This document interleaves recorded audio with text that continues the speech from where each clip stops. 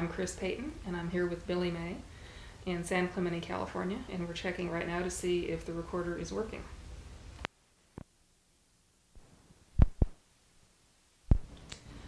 Okay, the first question that we're asking everybody in this project is how you came to meet Johnny Mercer. Well, I came out to California about 1943, and I settled here. And I'd worked for Glenn Miller and Charlie Barnett's band prior to that. But when I settled here in California, Capitol Records had just started. And I was a good friend of Paul Weston's, and Paul was like the music director for Capitol in those days. And he was recording all the hot stars, which included John, included Betty Hutton, and a whole lot of people like that, Margaret Whiting. And he got a couple of times, Paul needed help, and he called me in to help him to make a couple of arrangements for various singers. And on one of those occasions, it was with John. And I can't remember what the name of the tune was or the band or anything about it. And it was probably in the days when Capitol Records recorded at McGregor's Studios, which was long before they got their own studio. It was just shortly after Capitol was put in business. I think they really went into business about 42. Mm-hmm. And I guess you know about John was one of the founders, Right. with Buddy DeSilva and Glenn Wallach. Mm-hmm. Glenn was a good friend of mine, as was John. As a matter of fact, I have to say in front that I really feel blessed that I knew John and got to know him and got to know about his great talent, and what his wonderful sense of humor and things like that. And I worked with John off and on through things like that. I can't remember any particular record that we did, but I'm sure there's somewhere in the Capitol files you can dig that stuff out if you want. But when I had your letter, Chris, I remembered one wonderful thing that happened. There was a kind of a comedic trumpet player that used to be around named Wingy Manone. Wingy was a Dixieland trumpet player, but he was a character. And John had an affinity for those people. He always liked to talk to them, talking to Wingy, because Wingy'd always come up with the latest jive and throwing something around. And Wingy showed me a song, and we were sitting, I think, in Coffee Dan's. That was a little coffee shop downstairs where Capitol's offices used to be on Vine Street. And John came in when Wingy was singing the song to me. He's standing there and singing the song. And John liked just the melody, because I was recording it with my band. It was during the period of my 15 minutes of fame, 1951, 52.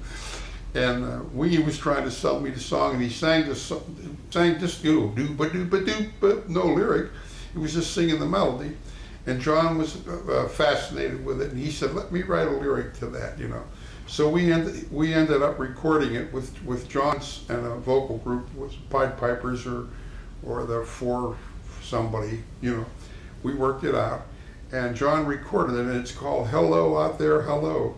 It shows how far ahead John's thinking. This was somebody singing. The lyric says, "Anyway, in case I'm hello." Something on yonder star, how far you are, and the end he says, "Anyway, in case I'm coming through, hello out there, hello." And I thought, gee, that's really topical. And just this past week, or past 2 weeks or so, there's been a big article about them finding life on Mars, And I thought, gee, that proved that John was way ahead in his thinking, I can't really think about it chronologically. During the time that John worked for on that cigarette program, The Chesterfield Show. Was it Chesterfield or one of those? Yeah, with Joe and Paul and the Pied Pipers. I did a lot of work for them then. Usually just did a fast pop tune.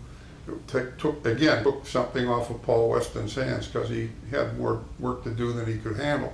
In terms of arranging. Yeah, in terms of arranging, yes, that was all I did was arrange. And but I've always been a fan of John's. he made you laugh. He had a great, he was a very thoughtful man. I mean, you listen to some of those lyrics, so Joe, you wouldn't know it, but I'm kind of a poet, and I've got a sad story to say. That's one of Sinatra's biggest records, you know, the one most often requested. And I worked at about in the 60s sometime. I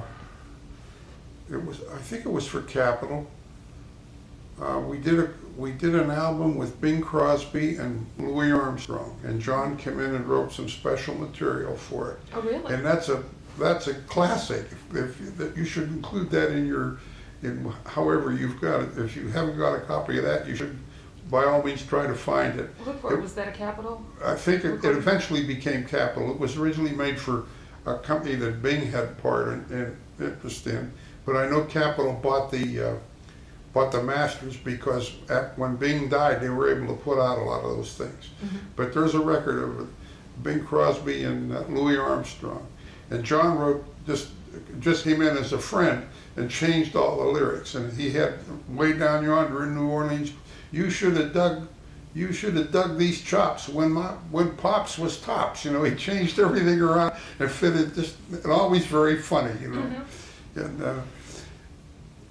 And then he came up to my house one time in Hollywood, and I had just finished an album with Peggy Lee, and I had made an arrangement of I Remember You, which is one of John's loveliest songs. And so I was kind of proud of the arrangement, and Peggy really sang good, and it's a wonderful rendition of the song. And at the time, I was interested in the fire department because my grandfather worked on the fire department in Pittsburgh, where I was born. And I had a radio on my piano tuned to the fire department, and we were talking there, and the thing would go on every once in a while, the dispatcher, you know, and they'd tell him where the fire coming, and John was intrigued with it, you know. So then he heard, when I played the record of I Remember You for him, we were listening to it and everything, and he liked it so much he started to cry. He said it was a wonderful rendition. Peggy Lee was a wonderful singer in her mm-hmm. time, you know. And but he was intrigued with the fire department thing. And after we got done doing whatever we did, about 2 or 3 days later, a package came to my house, and it was one of those old-time fire helmets. The old-time fireman. He remembered that so much, and he just gave me and it was a little note in there, thanks for the nice arrangement of I Remember You, you know. And I thought, you know, I still have that helmet. It's hanging up in my garage, up in my place up in town, you know. Well, we have photographs of you during a recording session wearing a fire helmet. Oh, really? I think it's the one with Bobby Darin and Mercer. Oh, yeah, right. And, you know, when you're leafing through the photos, you see people recording and people rehearsing. Well, then that'll explain it. The conductor wearing the fire hat. And we always did kind of wonder about that. That'll explain it, yeah. What was that session like? Beg pardon? What was that session like? If you remember, the one with Bobby Darin and Johnny Mercer?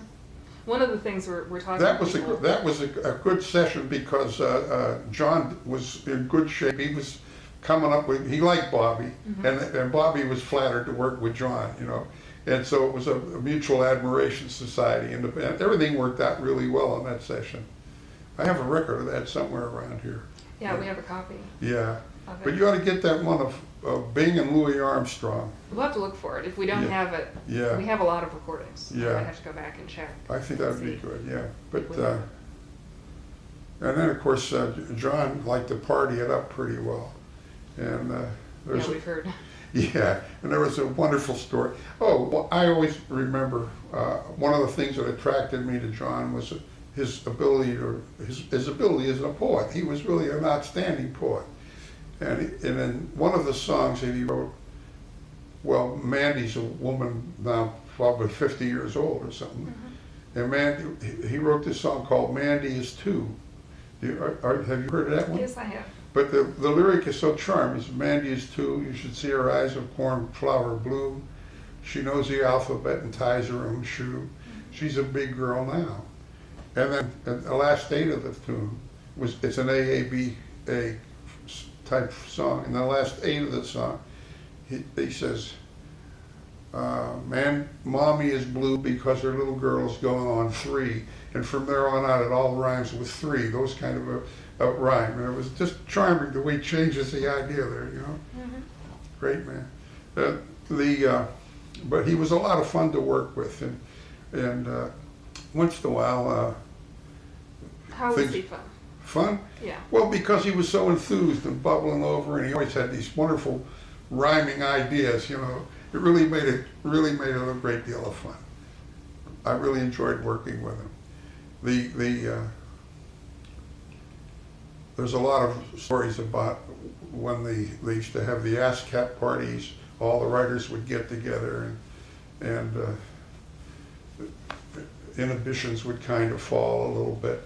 But there's a wonderful story about John, a funny story about he went to a Halloween party with Ginger, his wife, and it was around this time of year, I guess, October. And while they were at the party, they had some sort of a marital disagreement, and Ginger left without him. And John was dressed as a convict, in an old-time convict outfit with a striped uniform all over, and a little striped hat and everything. So John stayed at the party, and I assume drank a little bit more. So he started home by himself in the car, and went around the corner and took it too short and knocked the lady's fence down. But he had such a great sense of responsibility, he went up and knocked on the door about 11:45 at night and told the lady he was sorry about knocking down her fence. Of course, the story ends in the police station the next morning. but that's the kind of charming little difficulties he'll let himself get into. But all in all, I just value the idea that I was able to meet him and work with him and enjoy his friendship and enjoy his great talent. You mentioned him being friends with Wingy Manone. Yes. We've seen the name. We've seen Manone's name cropping up in the papers. We couldn't tell if they just sort of saw each other occasionally to work together or if they were. Well, they friends. did make that one record, if you can find it. It's a Billy May record, Mhm. but or maybe it's a Johnny Mercer record, Billy May / you know. Right. But Wingy wrote the melody. You know, Wingy was a character. He had lost his arm riding on a street, hooking a ride on a streetcar in New Orleans when he was a boy, and he had an artificial arm, and he'd hook it on the trumpet and played with one hand. You know, it was his left arm, and he'd hook it on and play with it. But he was a character, you know. And John was attracted to him. Who else did you and Johnny hang around with, or who else did Johnny hang around with that you might be able to tell us about? Well, he had a lot of, I don't want to sound unprofessional, but he had a lot of people that hung around him trying to get some help. And I know he wrote some lyrics for people where someone would come and say, I'm stuck with a lyric, and John would take it and rewrite the whole thing for it and give it back to the guy. Mhm. And I know that that's not a good thing for a guy to give away his talent like that, but he was such a nice guy, and if someone was a friend, he would help. Mhm. I know of at least 2 instances where he really rewrote the man's song for him. Without credit. Yeah, oh no, just as his friend, ghostwriter. just as his friend. Don't you think this would fit better here, you know? Mhm. That kind of, yeah, he was a great man, you know. Of course, the story about I read this story, I didn't even know about the thing about the bank in Georgia, and about that his father had lost some money or something, and John made it his purpose in life, really, to go and fulfill all those obligations. And I thought that was a very nice, noble thing, and you didn't hear about that in the Brill Building in New York, you know. Mm-mm. I read about it in the New Yorker, though. One of the versions of that story is that he sent the check to the bank and explained and said, you'll know what to do with this, and know he Yeah. sent money, but that he forgot to sign the check. It sounds like John. And they had to say thank you very much, and that he sent them just mailed them off another check with a signature and said, well, please tear the first one up. Yeah, Not even waiting to right. exchange or be And sure. I'm the sure first it was one a just sizable amount of money. It was about $300,000. Right, right. And this was in the mid-50s. So Yeah, right. it was It's a long time ago. considerable amount. Yeah. That's about all I can remember, you know. Okay. I Now, you worked at Capitol Records. off and on for many Okay. years. Did you and I know that Mr. Mercer was there and then got out of it pretty much, or things, Yes, things changed. Were you I'm- there across that period where he Yes, where I he was. Yes, John got a little upset when the company got so successful. Mm-hmm. He liked it when it was just a little company and he could write a song in the morning and record it that afternoon and have it a hit a week later, you know. Mm-hmm. He wrote a song called Huggin' and a Chalkin'. Yeah. You have that one? We have the sheet music, and I think we have a recording too. Oh, he's wonderful. Cool. It's a wonderful record. Well, it's his kind of silly. Yeah, right. And then he's got another one about the GI Drive, Mm-hmm. Man Alive. That was wonderful things. I did quite a bit of work during that period. I don't remember which tunes I did, but I worked quite a bit with him and with Paul Weston at the same time. Margaret Whiting, when we talked with her during Yeah. this project, talked about how, and again, she would have been very young when she was starting, so what Mercer did with her may have been different than what he did with other artists. Yeah, But that when she first started to record for Capitol, he matched her up with songs that he thought would be particularly good, and then he walked her through, mentored her, taught her, discussed with her, what does the lyric mean? yeah, What does right. the song mean? How to What are the interpret the images lyric, that come? yeah, right. Was that a common thing? That No, that no, you saw? not when I worked with John. Okay. Well, most of the things I did with John were just with John singing, Mhm. or with someone like Joe Stafford, or the other girl that was with the Pied Pipers, June Hutton. Hutton. June Okay. Hutton, yes. And it was just a fast, we'll get the tunes in, and this is one of the things that John got mad about Capitol, because they started recording pop tunes, and Decca would have a hit, and Capitol would cover it, Mhm. And we'd do them, and sometimes we were more successful. But John didn't like that competitive business that the record industry became, and of course it's worse now than it's ever been, But he could see that was going the wrong way. He wanted just a little kind of quiet little place where he could go in and tell his little funny lines and little funny rhymes and make a record and put it out, Because Margaret, again, in talking about the earlier days, and I'm sure it changed as the pace of things picked up. and Right, all oh that, yeah, talked about, well, specifically, she told us with Moonlight in Vermont that he approached her about that and said, "What do Yeah. you think?" She said she didn't know what a ski toe was. A what? That was a ski toe, the toe line, yeah, was one of the lines in the song. Skeeto, yeah, right. And she said, "I don't know." She said, "What about you?" He said, "I don't know either." But he said, "Well, we'll fix it, we'll fix it." So they got the songwriters to come in.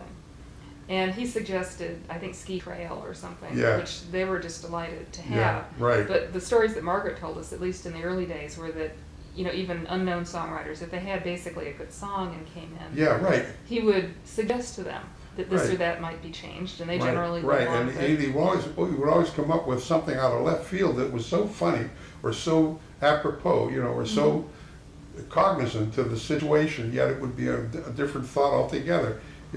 He was really a talented man. Mhm. Let me see what else we've got here.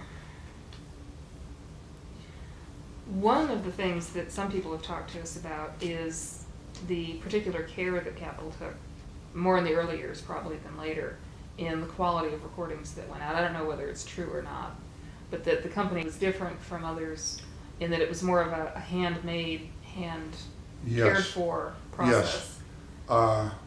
until the time they sold out to EMI, Mhm. they really cared to put out a quality product. And the difference between their products, I'd worked for Decca, and I'd worked for RCA Victor, Mhm. and I hadn't done too much work for Columbia. But Decca's records were just awful poor quality. You listen to some of those old Andrews Sisters records, and geez, they were terrible. You could hear the scratch, all through them. And even when they would play them on the air, which should have been a good copy, they would be scratchy and bumpy. I did a lot of work for John Scott Trotter and Bing Crosby back in those days. And we used to always gripe about what a poor quality was. And Capitol really took great pains to put out a quality audio product, What were the steps that would have led towards that? I mean, obviously the pressing had to be good. Well, of course, the techniques of the recording industry changed too. And I remember I used to do a lot of children's records for Capitol, and we would have the brake squeals on discs. We had to have a bunch of turntables going so we could put in the sound effect of the brake squeal.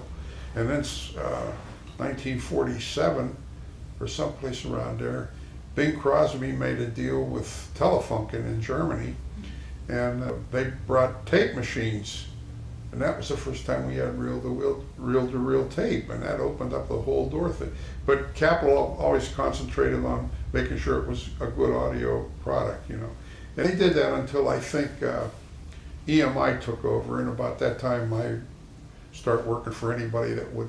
I wasn't exclusively with Capitol anyway, but most of my work was with Capitol. And then when they went with EMI, and then things changed. I went back to Capitol when I did most of the Sinatra stuff for him. And then he got his own company over at Reprise and Warner Brothers and all that. And it's a jumble now, you know. And I'm not exactly a fan of CDs at all. No, you have a lot of companies. Some of us aren't either. The only thing I listen to now is classical music, and some of the CDs are just atrocious. You know, I think. Yeah, some of us are sort of hoping that digital will grow up, get better, and mature. Right, something. I mean, analog started out with cylinders, and that Right, sounded all that great. So we're right. kind of hoping that things will lead on. Was Mercer, getting back to the quality issue, was Mercer particularly aware one way or the other of the recording technology details or the session details? I don't know how much he was involved in that. I know he couldn't have been upset because Capitol's quality at that time was so much superior to the other labels for a period there, up into the middle 50s, I would think, somewhere around there. I think that's when EMI bought them out. Yeah, I don't have the date at hand, but it's 54, 55, somewhere around there. Because Margaret has a story in her book. She has an autobiography. And she has a story that they liked the sound, I guess, at McGregor's, before they had their own facility. They liked the sound of the studio. And that they were doing a session or doing something, and they took a break, and when they came back, he had painted the studio. Now, this is an oddly long break. Yeah. I think they went to lunch and then they went on, and it was days later when they came back. But at any rate, Margaret's story is that they didn't really notice until they started recording, and they said, hey, wait, this doesn't sound the same. And that the difference was the changes that had been made when the place was painted.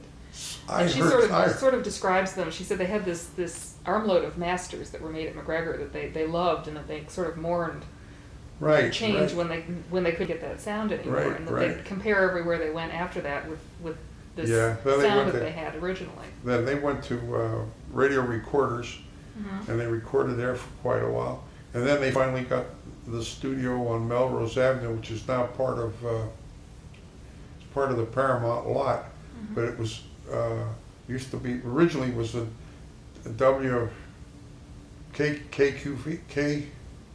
KHJ here in Los Angeles. It was a radio station, a building built for a radio station. And Capitol took it over and redesigned it. And they got wonderful sounds in there. That's where they first, Nelson Riddle and Sinatra records were made down. And a lot of the stuff with Nat Cole, I did a lot with Nat. And we did those in that old Melrose building, you know. And that was, John liked to work there too. I didn't work, I guess we did the Wingy Malone thing there. But the great advantage of that was that Capitol Records was here, and then about 4 doors further east on Melrose was a Decca Records. And it was nothing but a storefront, and they had built a studio in the back. And in between Capitol and Decca was a wonderful bar. So everybody used to really like to record down there. Yeah, we've heard some stories. Jay Livingston was talking about, well, I asked the two of them, Mr. Evans and Mr. Livingston, how did you come to meet Johnny Mercer? And he said that he did one of their songs, I guess on the Chesterfield show. But they found out where they hung out in between the shows that they had to do one broadcast for the West Coast and then a different one for East Coast and then a different one 3 hours later for West Coast. And that they would go to this bar called the Tropics. Which one?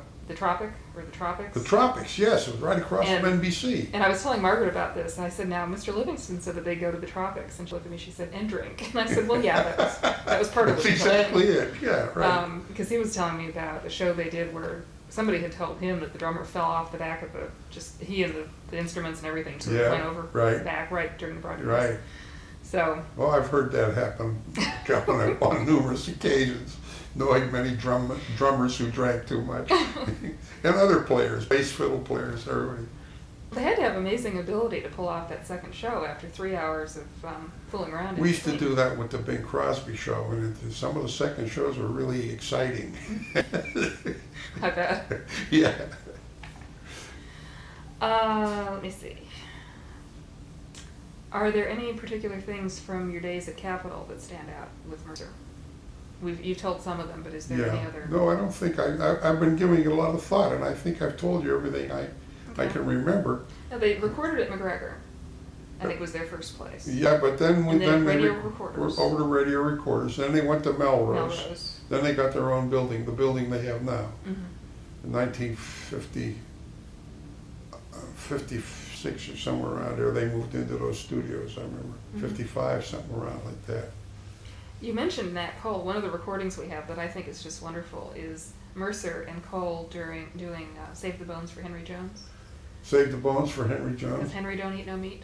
Have you heard that one? No, I don't think I have. I'll Well, have to. it shows you what John can do, because that was an old. I'm sure the lyrics are public domain, and John could have a lot of fun changing them. He wasn't fooled with anybody else's lyrics, But they had a good time. Nat Cole is pretending to hit wrong notes and he's apologizing. I'm not sure which take they actually ended up publishing, but they obviously were having a great time. Yeah, do you have that tape? It's not a tape. We have a 78 of it. Uh-huh. And they re-released, Capitol on one of the re-releases included that, but I don't think it's the same take. It's not quite as silly.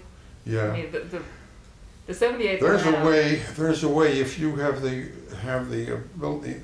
There's a man who is doing a discography for me, and he has been able to dig down into the cellar, literally, at Capitol and find out information that I've long forgotten and things like that. So I know some of those old tapes and some of that stuff still exists. Oh yes, absolutely. But you'd have to really deal with the people that, and they're busy selling rap records now. They can't be bothered with great old man. Well, the fellow actually who does their re-releases is just wonderful.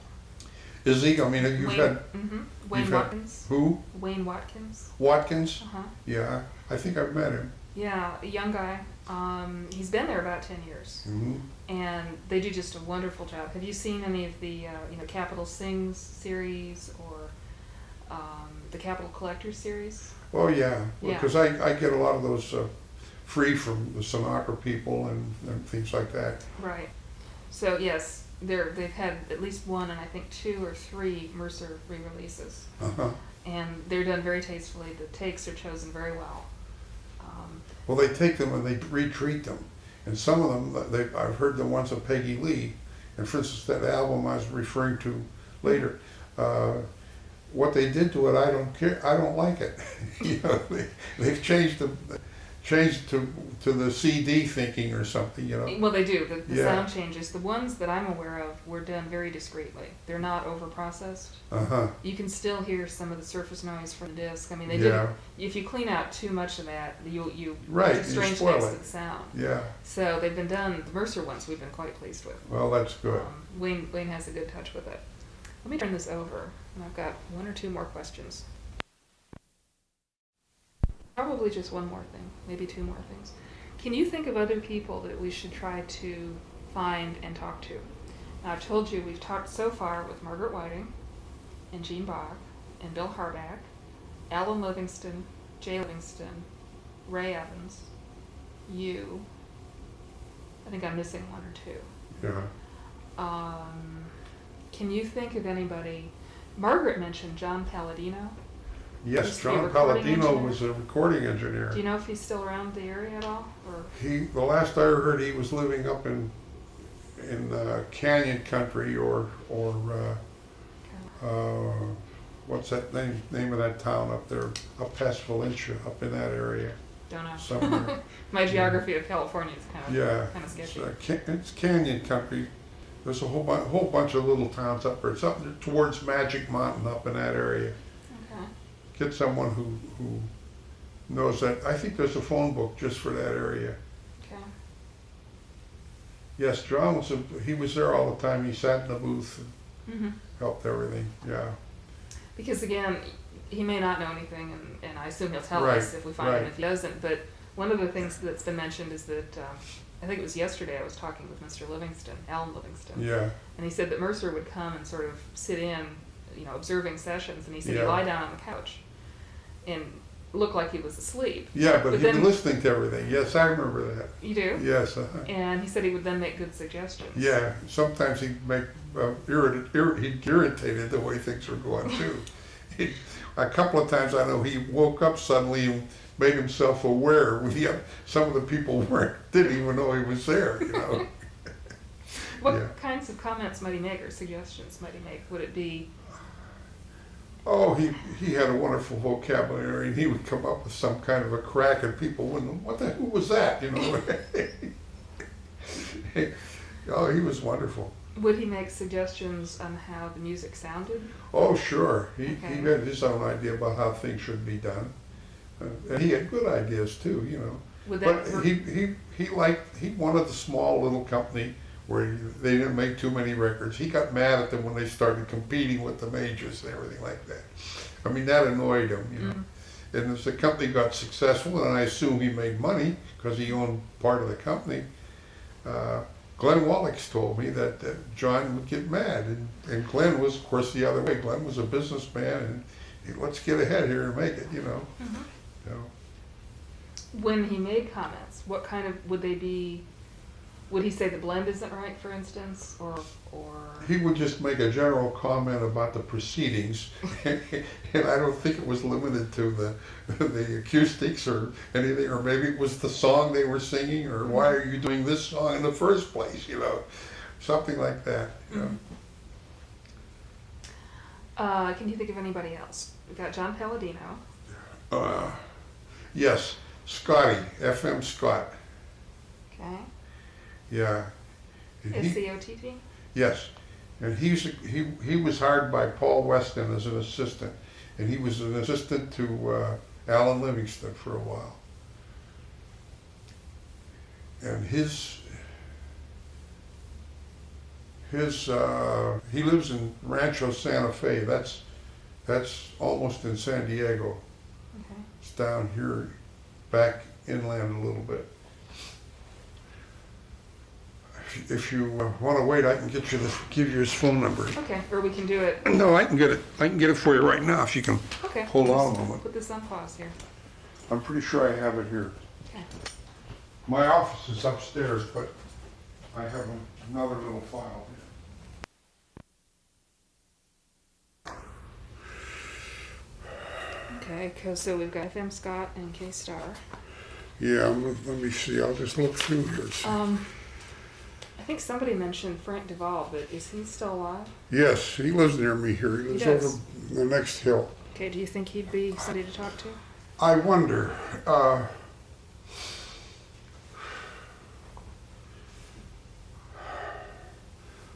You can call him if you'd like, but I don't. He's 85 years old. He's lives alone. His second wife just passed away. Well, 3 years ago, and he's become quite eccentric. I mean, kind of. I should talk. I'm going to be 80 pretty soon, but he's become very difficult to converse with. Okay. At least I thought so. But if you want to give him a call, I got his number here. Okay. I'll look through here. Maybe I'll see someone else. Somebody mentioned Ray Anthony. Ray Anthony? Do you think he would know? I don't think. I think John kind of told Ray Anthony that he thought he had no talent once. I should say we're still on tape here, too. Yeah.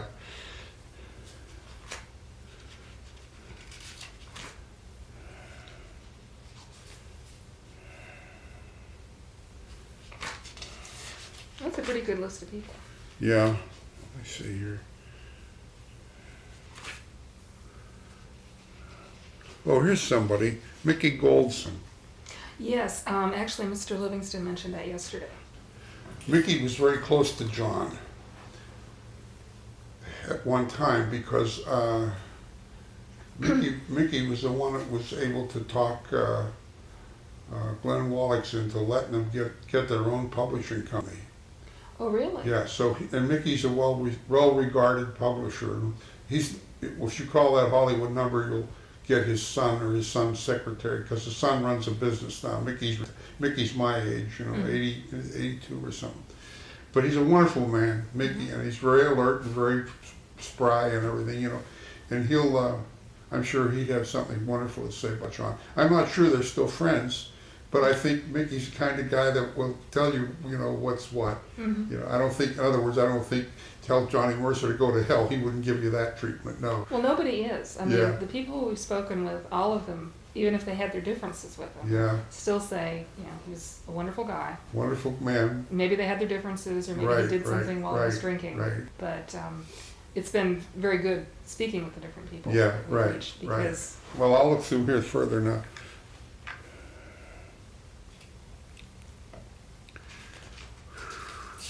You think Peggy Lee would be of help to you? I have her. We talked to her last spring when I was Oh. getting ready to come out, and it was bad timing. They were involved. Yeah, in she something. was involved with a lawsuit. Yeah, I think that lawsuit's been settled. you think so? I saw her at a, Sinatra and his wife recited their marital vows this Oh, they past did? summer. Yeah, and their 20th anniversary. And we were invited to it. So we went, and Peggy was there, and I got a chance to visit with her. And she told me that lawsuit, and actually the lawsuit, I was involved in it a little bit too, because they asked me to come in and testify about, it was about the qualities on her, some publisher put out some records, and they said it was Peggy Lee, and Peggy sued. She said she would never let anything like that out, and I agreed. So I had to give what was considered expert testimony. And I asked her, how did we make out? She said, well, I'm not allowed to divulge the details, but we won. That's what she said. I think it's wonderful that she won with the. Yeah, I am Lamp, too, yeah. The Disney thing.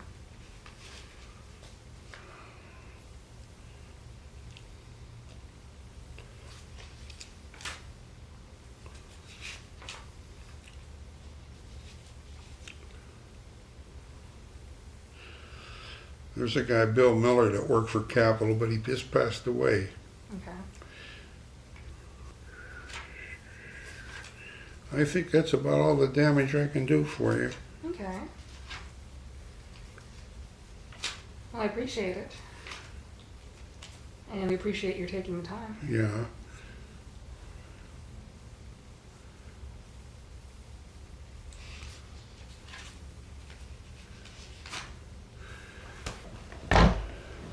Well, thank you very much. Okay. We're glad you had a chance Do you to think talk we have to you. enough now? I think we do. Good, I good, think we do. wonderful. Thank you.